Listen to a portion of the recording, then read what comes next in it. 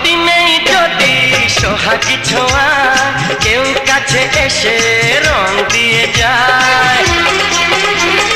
ক্ষতি নেই যদি সোহাগী ছোঁয়া কেউ কাছে এসে রং দিয়ে যায়।